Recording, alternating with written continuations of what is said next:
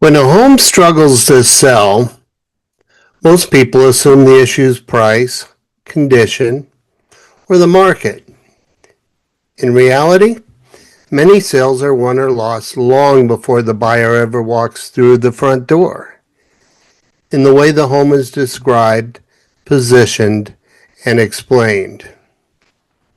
This is where the difference between experience and inexperience really shows up.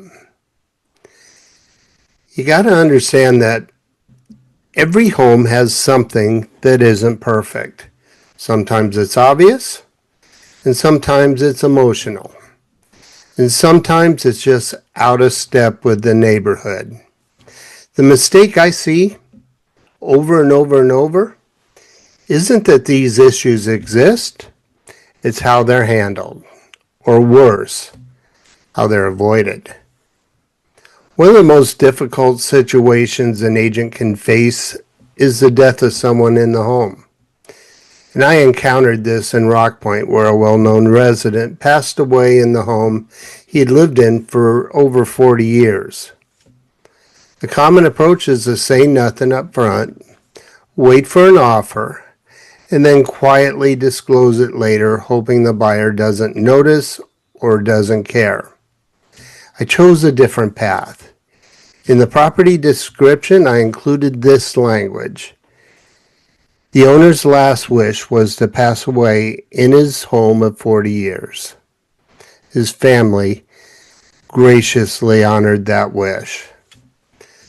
By addressing it directly and humanely, it was never an objection.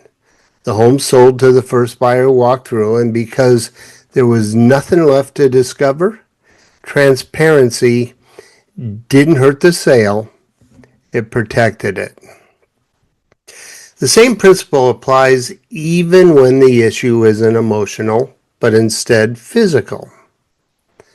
I once listed a home that had been extensively upgraded, remodeled baths, new windows with plantation shutters, scraped ceilings, custom wood flooring. But the kitchen? Oh God, pure 1970s vintage. Instead of drawing attention to what hadn't been done, I focused the narrative on what had. I highlighted the removal of a wall that created an open concept dining and living space, which represented a major architectural improvement for a home built in 1969.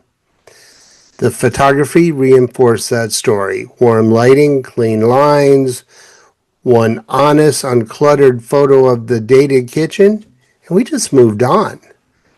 The home sold in 4 days over asking price, and there was no pushback about the kitchen at all, because expectations were set correctly. So here's the lesson that sellers should understand. Every flaw becomes a problem only when it's mishandled. Buyers don't object to imperfection nearly as much as they object to surprise, discomfort, or mistrust. The language you use matters, emphasis matters, and strategy matters. Selling a home isn't about pretending negatives don't exist. It's about addressing them in a way that removes fear instead of creating it. How a property is framed before a buyer ever steps inside often determines the outcome. Sometimes the difference between struggle and success isn't the house at all. It's the story that's told. I'm Frank Spencer, and until next time, I'll see you around the neighborhood.